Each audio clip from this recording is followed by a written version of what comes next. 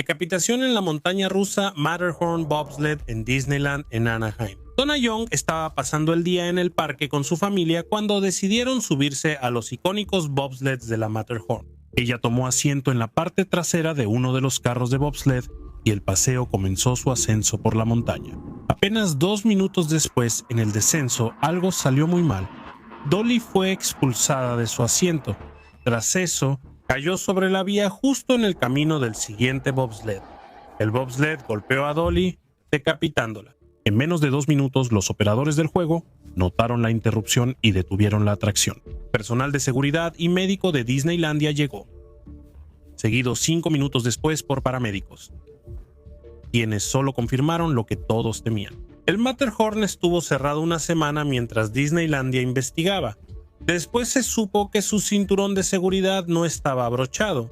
No está claro si fue una falla o si ella misma se quitó el cinturón.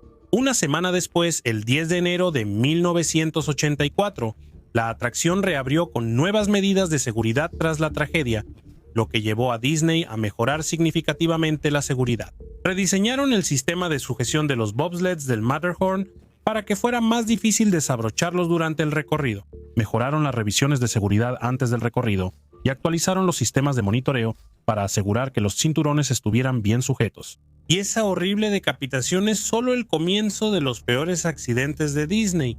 Desde un adolescente que cayó y murió desde la misma montaña, un choque fatal de monorriel, un ataque de caimán y un accidente que se convirtió en el día más mortal en la historia de Disney. Pero no solo los visitantes tienen que tener cuidado en el lugar más feliz de la Tierra. Choque del monorriel de Disney World. En la madrugada del 5 de julio de 2009, el monorriel de Walt Disney World en Orlando se preparaba para cerrar el día. Los trenes elegantes que habían transportado a miles de visitantes estaban haciendo sus últimos recorridos antes de regresar al taller de mantenimiento. Tras operar de forma segura por décadas, el sistema estaba por enfrentar su primer gran accidente. Austin Wenenberg, de 21 años, piloteaba el monorriel púrpura hacia el centro de boletos y transporte. Frente a él podía ver el monorriel rosa. Mientras tanto, al operador del monorriel rosa se le indicó que pasara por la estación del centro de boletos y se detuviera justo después del Switchbeam 9. Este era un procedimiento estándar destinado a posicionar el tren para su regreso al taller de mantenimiento, y en menos de 1 minuto el monorriel rosa confirmó la posición y la sección estaba despejada. Todas las maniobras eran dirigidas por el coordinador central. Normalmente él supervisaría todo el sistema de monorriel desde la torre de control, con monitores que mostraban las posiciones de todos los cambios de vía como una medida de seguridad para corregir errores. Pero ese día no había nadie dentro de la torre de control. El controlador habitual se enfermó durante su turno y el gerente del monorriel le dio permiso para irse a casa. Ahora el gerente controlaba la línea, no desde la torre, sino por teléfono desde un restaurante local. A la 1:53 el gerente llamó al operador de cambios en mantenimiento para realinear la viga de cambio 9. Esto permitiría que el monorriel rosa retrocediera a mantenimiento, evitando el tren de Austin en la línea principal. Para completar el cambio, el operador cortó la energía, realineó vigas y la restauró. Si el proceso no terminaba a tiempo, el sistema se reiniciaba y debía empezar de nuevo. Tras cortar la energía, el operador recibió una llamada de un conductor sobre un problema en la instalación de mantenimiento. Salió del panel de control y registró el incidente. Antes de volver, otro conductor del monorriel llamó con más preguntas. Tras resolver los problemas, el operador volvió a los controles y reactivó la energía, creyendo que las líneas ya estaban cambiadas. Pero mientras atendía a los otros conductores, el panel se había reiniciado solo, así que sin saberlo puso ambos trenes en la vía principal. El trabajador llamó al gerente del monorriel para confirmar que las vigas se cambiaron lejos de la torre. El gerente no tenía manera de verificar 2 veces la alineación de la viga. Sorprendentemente, confirmó la posición del cambio con el operador y contactó a monorriel rosa y púrpura. Le dijo a Austin y a monorriel púrpura que avanzaran a la estación de la terminal. Esto acercó los 2 trenes y Austin tuvo que anular el sistema. MAPO, un sistema de seguridad que activa automáticamente los frenos de emergencia cuando los trenes están demasiado cerca. Al conductor del monorriel rosa se le pidió desactivar mapa y avanzar a ciegas, retroceder por lo que él pensaba que era la línea de conexión hacia la estación de mantenimiento. Ni el gerente ni los operadores notaron que ambos trenes colisionarían. El monorriel púrpura llegaba a la estación y el rosa retrocedía en la misma vía. Austin vio que el monorriel rosa retrocedía hacia él, detuvo su tren e intentó ponerlo en reversa, pero fue demasiado tarde para mover su tren. La parte trasera del monorriel rosa chocó con la cabina frontal del monorriel púrpura. El impacto aplastó la cabina justo donde estaba Austin. Se llamó a los servicios de emergencia y los primeros en responder llegaron 5 minutos después para comenzar las operaciones de rescate. Austin murió en el lugar. 7 pasajeros del tren resultaron con heridas leves y recibieron atención en el lugar. Al día siguiente, el monorraíl reabrió con nuevos protocolos de seguridad y la Junta Nacional de Seguridad en el Transporte inició la investigación. Más de 2 años después, en Halloween de 2011, la NTSB publicó su informe final sobre el accidente. La investigación concluyó que el accidente se debió a 2 fallas. El operador no colocó bien la viga de cambio número 9 y el gerente no verificó su posición antes de autorizar que el monorriel rosa retrocediera. Los factores incluyeron la falta de procedimientos para conducir en reversa en Walt Disney World, la ausencia del gerente en la torre y la mala visibilidad por ventanas empañadas en los monorrieles. Tras el accidente, Disney hizo varios cambios de seguridad. Exigir que los conductores estén en la cabina frontal al cambiar de vía, tener observadores en todas las maniobras en reversa, confirmar visualmente la posición de las vías y que el coordinador central permanezca en la torre de control durante las operaciones. OSHA propuso multas de $44,000 contra Disney por violaciones de seguridad, que luego se redujeron a $35,200 en un acuerdo.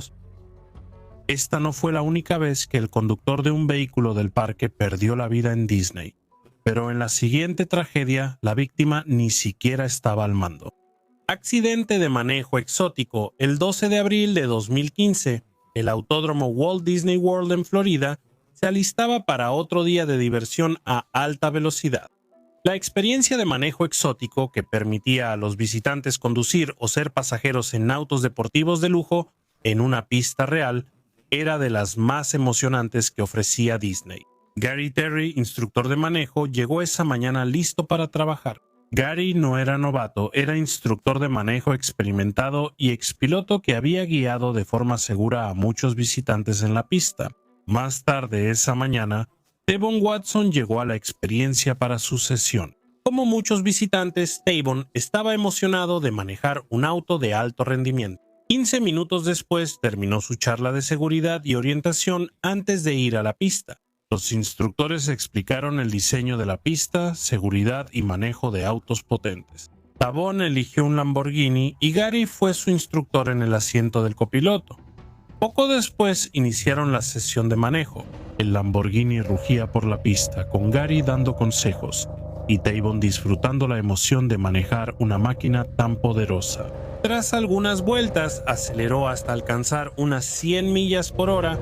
Después, Tavon, lleno de adrenalina y emoción, perdió el control del vehículo. En cuestión de segundos, el Lamborghini se salió de la pista y chocó contra el final de una valla de contención. La valla de contención atravesó el lado del pasajero, entró 1.2 metros en el auto y golpeó el torso de Gary. Se llamó a emergencias y los paramédicos llegaron 5 minutos después para iniciar el tratamiento. Lamentablemente, a pesar de sus esfuerzos, Gary fue declarado muerto en el lugar.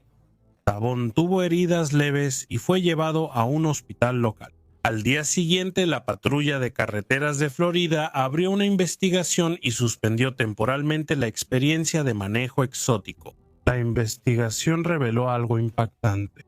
La experiencia de manejo exótico estaba haciendo que los autos circularan en sentido de las agujas del reloj en una pista diseñada para carreras en sentido contrario a las agujas del reloj. Experiencia de manejo Richard Petty.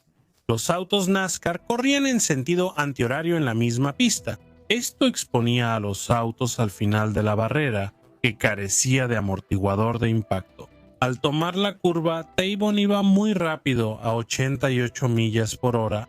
No hubo cargos contra Taibon, porque el accidente fue en propiedad privada durante un evento autorizado. El autódromo Walt Disney World iba a ser demolido antes del accidente para ampliar el estacionamiento de Magic Kingdom y cerró definitivamente poco después. A continuación, un accidente gráfico de montaña rusa en Disney, uno que fue completamente evitable. Accidente en el Big Thunder Mountain Railroad. Pareciendo un tren del viejo oeste, el vagón principal en Big Thunder Mountain Railroad está decorado para parecer una locomotora de vapor roja.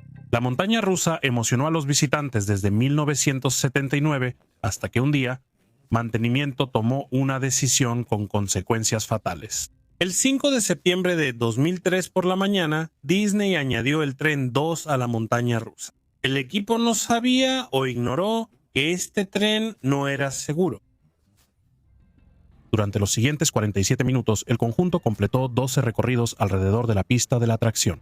En esos ciclos, varios del elenco notaron extraños golpeteos del tren, desconocidos para todos. Un perno que sujetaba la rueda guía del lado izquierdo en el motor de la atracción se había aflojado. Cuando la montaña rusa entró en la última sección, el perno final que sostenía la rueda guía en su lugar cedió. Cayó sin ser notado en la vía de abajo. Por los golpeteos, el personal de Disney planeaba retirar el motor tras el siguiente recorrido, mientras Marcelo Torres, de 22 años, y su amigo esperaban en la fila para subir al juego. Marcelo, posiblemente afortunado, pues el primero en la fila y se sentó en el primer vagón con 24 pasajeros emocionados, incluido él. El tren número 2 de Big Thunder Mountain Railroad inició su 13º viaje del día y completó el primer tercio de la vía como siempre. Fue entonces cuando todo empezó a ir mal. Al girar a la derecha, los ejes de la locomotora se desalinearon con la vía. Mientras el tren avanzaba, se volvía más inestable, con la rueda delantera desalineada rebotando sobre objetos bajo la vía. Poco después llegó a un tramo de túnel en subida, esquivando varios objetos que casi causan un descarrilamiento. Pero finalmente el tren y sus pasajeros se quedaron sin suerte. La rueda colgante se atascó contra una sección de frenos dentro del túnel. Esto causó un descarrilamiento violento y arrojó la locomotora al techo del túnel. La barra que unía a los pasajeros con el motor del juego se rompió. Incapaz de frenar y viajando a 30 millas por hora, el vagón de Marcelo chocó contra la locomotora averiada. Recibió el impacto principal y Marcelo fue golpeado en la cabeza y pecho. Los demás vagones chocaron entre sí, causando varias colisiones fuertes en el tren. Desconectados de la locomotora y sin impulso, los vagones con pasajeros rodaron cuesta abajo por la colina del túnel y se detuvieron al final. En segundos, operadores y empleados de Disneylandia llegaron y hallaron una escena terrible. El peso y la fuerza de la locomotora aplastaron el vagón, causando graves heridas a Marcelo y otros pasajeros. Aunque era urgente, los equipos de rescate debieron estabilizar los vagones antes de atender a los heridos, dejando a los pasajeros atrapados en una situación precaria. El pasajero más crítico era Marcelo, sentado en el lado derecho del primer vagón, quien recibió todo el impacto.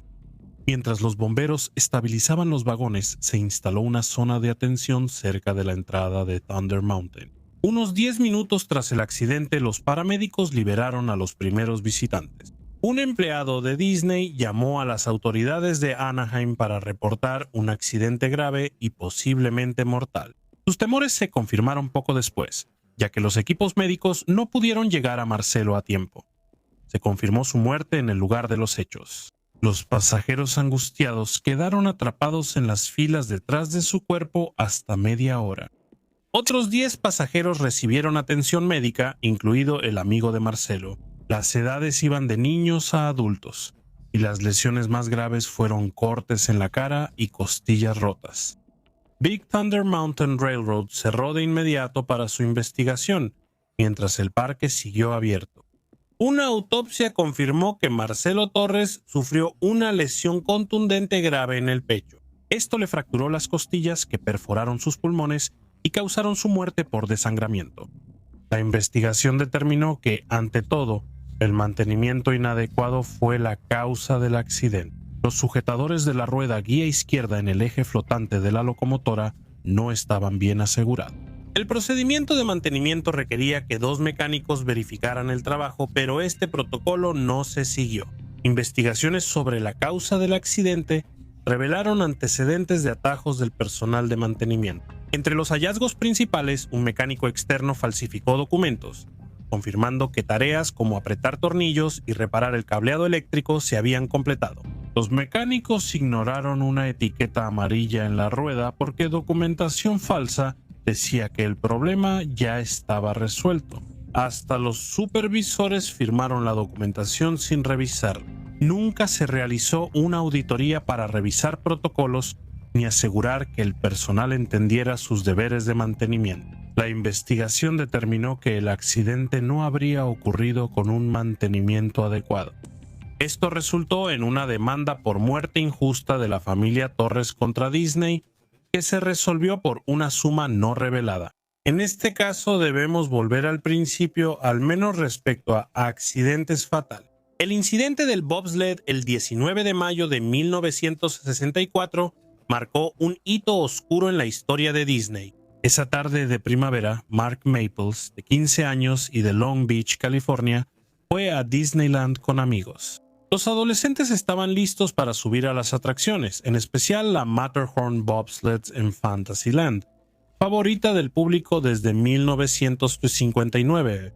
Mark y su grupo fueron a la Matterhorn. Esta icónica montaña de 147 pies fue la primera montaña rusa de pista tubular de acero continua y era lo más avanzado en parques temáticos en esa época. 15 minutos después, Mark se subió a un trineo bobsleigh de la Matterhorn con un amigo. Los vehículos de la atracción eran más simples que los actuales. Solo tenían barras básicas de seguridad. Mientras empezaban a subir la montaña, ocurrió algo que desencadenaría una trágica cadena de eventos. Mientras subía el bobsled, el amigo de Mark soltó la barra de seguridad como broma. Un acto imprudente de adolescencia tuvo consecuencias mortales. 3 minutos después, durante el descenso, Mark se levantó en el bobsled. No se sabe si presumía o solo se acomodaba. Está claro que perdió el equilibrio y cayó del bobsled. El adolescente cayó 9 metros y sufrió graves lesiones en la cabeza y heridas internas. Poco después, los operadores notaron lo ocurrido y detuvieron la atracción. 10 minutos después, Mark fue llevado de urgencia a un hospital local con heridas graves. Durante 3 días, los doctores lucharon arduamente para salvarlo mientras él permanecía en estado crítico. A pesar de sus esfuerzos, Mark falleció el 22 de mayo de 1964. La tragedia puso fin a 8 años sin muertes en Disneylandia desde su apertura en 1955. Esto llevó a Disney a implementar varias mejoras importantes en la seguridad. Tras una semana de inspecciones, reentrenamiento y revisión de procedimientos, los bobsleds del Matterhorn reabrieron el 30 de mayo con nuevas medidas de seguridad. De manera inusual para esa época, no se presentó ninguna demanda, pero no todas las muertes en Disney fueron causadas por un accidente o enojo. En Tomorrowland, el 7 de marzo de 1981, Mel Yorba, de 18 años, disfrutaba en Magic Kingdom con amigos. Por la noche, Mel y su grupo fueron a Tomorrowland en el parque cerca de las 9:15 p.m. Inició una confrontación entre Mel y James P. O'Driscoll, de 28 años, de San Diego. Testigos dicen que la discusión empezó porque Mel supuestamente pellizcó a la novia de O'Driscoll. En solo 5 minutos, todo pasó de palabras a una pelea. En un arrebato de ira, O'Driscoll sacó un cuchillo de 20 centímetros y apuñaló a Mel en el pecho, perforándole el corazón. Mel se desplomó, sangrando abundantemente mientras los espectadores atónitos gritaban y se alejaban. En menos de 1 minuto, la seguridad de Disneylandia llegó al adolescente caído atravesando la multitud. Lo ocurrido generó debate y problemas legales posteriores. El personal de Disneylandia optó por llevar a Mel al hospital en una camioneta del parque, en vez de llamar a paramédicos externos, siguiendo sus políticas vigentes. A pesar de los esfuerzos médicos, Mel fue declarado muerto a las 10:15 p.m. 1 hora después de ser apuñalado, el primer homicidio en la historia de Disneylandia, dañó la imagen del parque como refugio seguro frente a los peligros externos. O'Driscoll fue hallado culpable de asesinato en segundo grado por la muerte de Mel y condenado a 16 años a cadena perpetua. Este incidente causó cambios importantes en los protocolos de emergencia de Disneylandia. El parque actualizó sus procedimientos médicos de emergencia para que cualquier lesión grave se reporte y se llame de inmediato a paramédicos externos. Y a veces ni siquiera son los humanos de los que tienes que preocuparte. Ataque mortal de caimán. El 14 de junio de 2016, la familia Graves, Matt, Melissa, su hijo Lane de 2 años y su hija de 4 disfrutaban unas vacaciones de ensueño en el Grand Floridian Resort and Spa de Walt Disney World.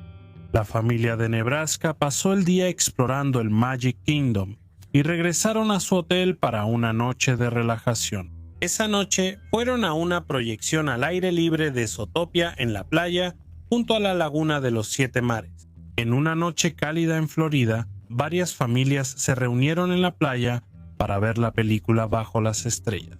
Justo después de que terminó la película, Lane Graves y algunos otros niños empezaron a jugar cerca de la orilla de la laguna de los 7 mares. Construían castillos de arena y llenaban cubetas con agua. Todo era diversión infantil inocente y nada peligrosa. Había señales que prohibían nadar, pero ninguna advertía sobre la vida silvestre. Mientras caía la oscuridad, Lane estaba con agua hasta los tobillos y una cubeta. El niño se agachó para sacar agua de la laguna. Su papá estaba a pocos metros vigilándolo. En un instante decisivo para los Graves, un caimán salió de la laguna y atrapó a Lane por la cabeza y el cuello. Un diente le perforó la parte superior del cráneo y otro atravesó el centro de su cuello. Es probable que el depredador confundiera al pequeño con una presa. El ataque fue rápido y silencioso.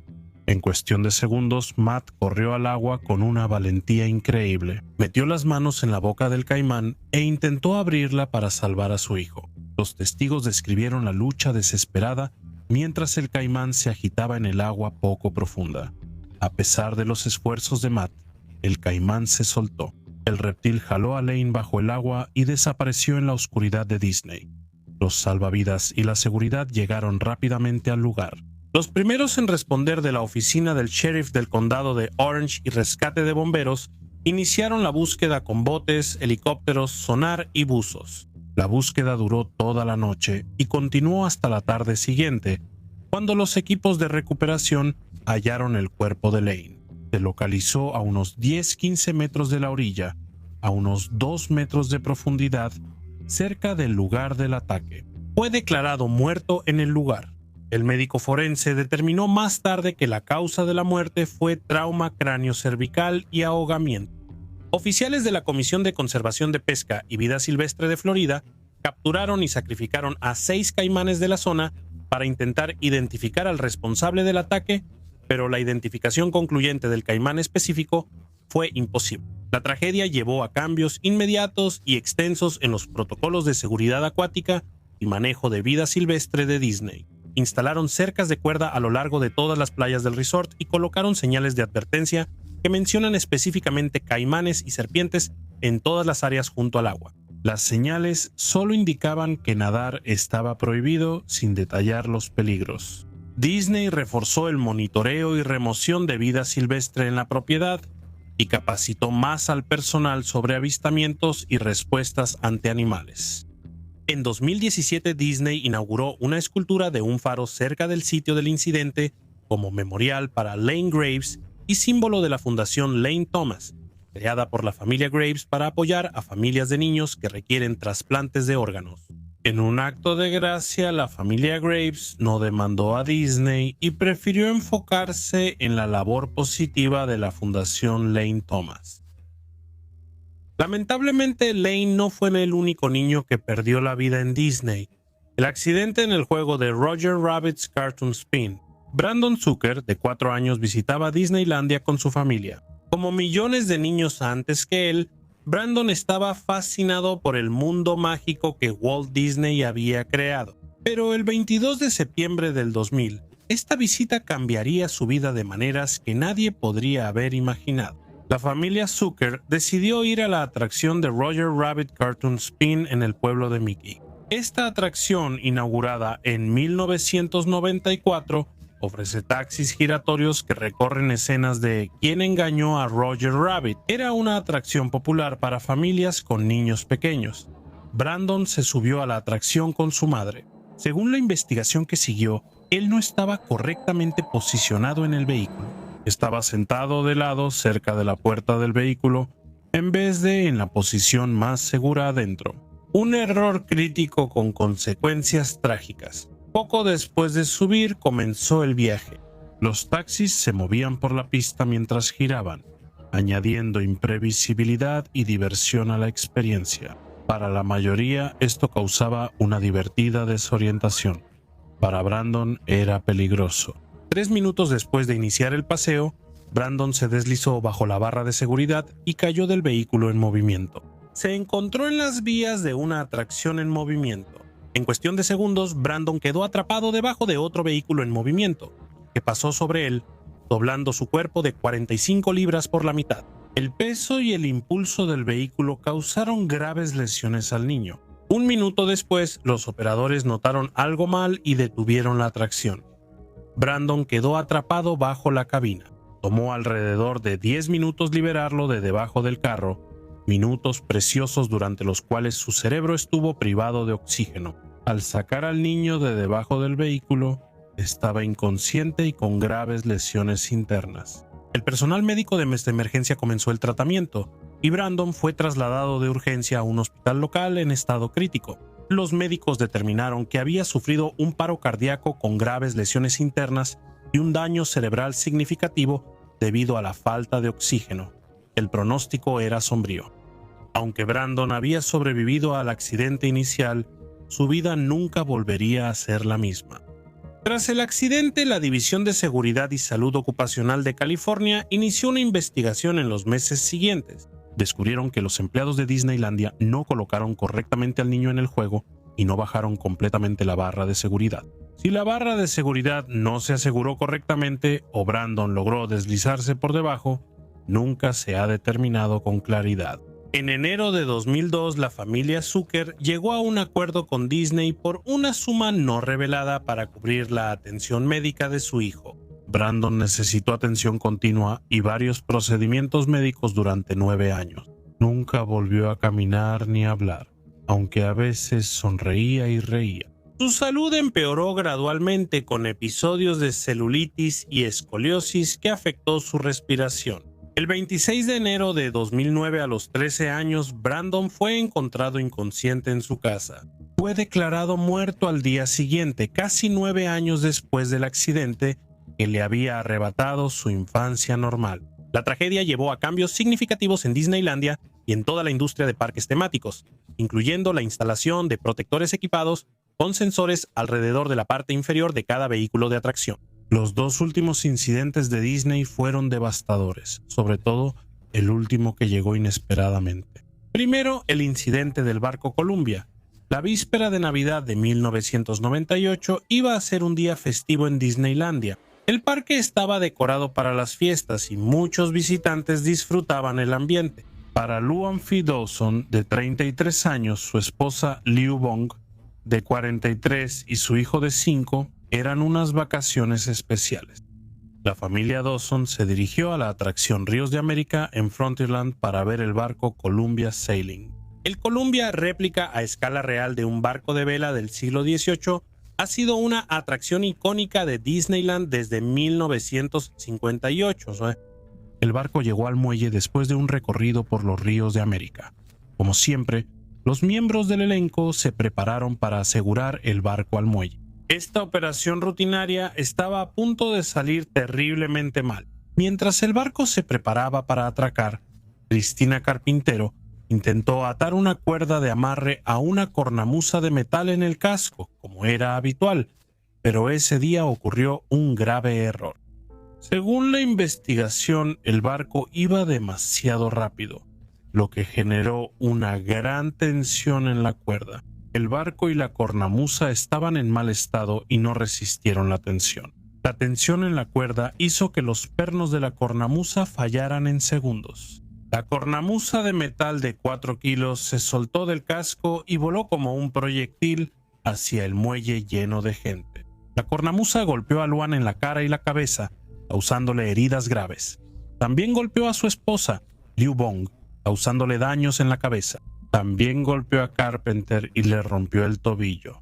La sangre salpicó el muelle mientras los invitados gritaban y huían. En menos de un minuto, los invitados cercanos y los miembros del elenco corrieron para ayudar a los heridos. El personal médico de Disneyland llegó y comenzó el tratamiento. Tras el cambio de reglas tras el incidente en Tomorrowland, el personal de Disneyland intentó manejar la situación internamente y no llamó de inmediato a paramédicos externos. Luan, Bong y Carpenter fueron llevados al centro médico UCI. Luan fue operado de emergencia por un trauma craneal severo, pero sus heridas eran muy graves. Luan estuvo 2 días en estado crítico en el hospital. El 26 de diciembre de 1998 murió por sus heridas, sin recuperar la conciencia. Su esposa y Carpenter sobrevivieron a sus heridas. En los días siguientes se descubrió que Carpenter no recibió el entrenamiento obligatorio de 8 horas y trabajaba solo en el muelle, violando la política del parque. Se encontró que la cornamusa tenía problemas previos no resueltos durante el mantenimiento. Disney recibió una multa de $5,500, el máximo permitido por estas infracciones. La investigación concluyó que Disney sabía o debería haber sabido sobre el riesgo de daño grave. Este incidente provocó otra vez cambios en Disneylandia y en los parques temáticos. Disney volvió a asignar capataces principales en la mayoría de las atracciones. El Departamento de Policía de Anaheim asignó oficiales en el parque para responder emergencias más rápido. Lo más importante es que el accidente impulsó la Ley de Seguridad en Juegos Mecánicos de California en 1999, que exigía supervisión estatal en parques de diversiones fijos. Antes de esta ley, ninguna agencia estatal o del condado supervisaba la seguridad de los juegos mecánicos en parques temáticos de California. Disney asumió la responsabilidad y pactó con la familia Dawson por unos $25 millones, uno de los mayores acuerdos en la historia de los parques temáticos entonces. Hoy en día el Columbia todavía navega por los ríos de América en Disneyland, pero ahora cuenta con procedimientos de seguridad y requisitos de capacitación mucho mejores. Y ahora el peor incidente en Disney, y uno que ni siquiera ocurrió dentro de uno de los parques. Accidente de avión en Epcot. La mañana del 21 de noviembre de 1984, una familia de 5 abordó una avioneta Piper Archer en Greenville, Carolina del Sur. Iban de vacaciones de ensueño a Walt Disney World en Florida. En cambio, se convertirían en parte del incidente más mortal en la historia de los parques Disney. A bordo viajaban el piloto, su esposa y sus 3 hijos, una de ellas de 1 año. La familia estaba llena de emoción por su próxima aventura en Disney. Cuando el avión se acercaba a Orlando, las cosas salieron mal. La aeronave tuvo fallas en el motor. Testigos cerca de Disney World oyeron el chisporroteo y apagado total de los motores. El piloto enfrentaba una situación de vida o muerte. Con el motor apagado y el avión descendiendo rápido, el piloto buscó desesperado dónde aterrizar de emergencia. Vio lo que parecía ser un área abierta, el estacionamiento del centro Epcot. Fue una decisión desesperada. 2 minutos después, volando bajo y lento, el ala derecha chocó contra un poste de luz en el estacionamiento. La colisión desprendió el ala y el avión cayó de nariz al suelo, a 150 yardas del aeródromo de Disney y 1.5 millas de Epcot. La aeronave se estrelló contra varios autos estacionados en el estacionamiento de Epcot y luego estalló en llamas, enviando humo negro que se elevaba hacia el cielo despejado de Florida. Visitantes y empleados aterrorizados observaron con horror cómo se desarrollaba la tragedia. En minutos, el personal de seguridad y equipos de emergencia de Disney llegaron al lugar. 5 minutos después, los bomberos combatieron el incendio y trataron de rescatar a los ocupantes. El costo humano fue desgarrador. El piloto, su esposa y su hija de 1 año fueron declarados muertos en el lugar. Los otros 2 hijos de la pareja sobrevivieron heridos graves y fueron llevados de urgencia a hospitales locales. Varios autos estacionados fueron dañados o destruidos en el accidente y el incendio, pero nadie en tierra resultó herido. En los días siguientes, la Junta Nacional de Seguridad en el Transporte inició una investigación sobre la causa del accidente. Sus hallazgos indicaron que la tragedia era prevenible. No había combustible en las líneas ni tanques de la aeronave, lo que indica que la falla del motor fue por agotamiento de combustible. La investigación también reveló que el piloto privado tenía muy poca experiencia, con solo 79 horas de vuelo registradas. Intentar aterrizar de emergencia en el estacionamiento fue apropiado, pues era el área abierta más grande disponible. Sin embargo, chocar con el poste de luz fue el factor clave que convirtió un aterrizaje de emergencia en un accidente fatal. Aunque este incidente no provocó cambios operativos en los parques Disney, sí mejoró los protocolos de respuesta a emergencias en estacionamientos y la coordinación entre servicios de emergencia de Disney y socorristas locales. El accidente aéreo de Epcot en 1984 es el más mortal en una propiedad de Disney, con 3 víctimas, incluido un niño. Aunque no estuvo directamente relacionado con las operaciones del parque, sirve como un recordatorio aleccionador de que incluso los lugares más mágicos del mundo pueden verse afectados por la tragedia sin previo aviso. Si te pareció interesante este video, por favor considera suscribirte. Está ayudando mucho.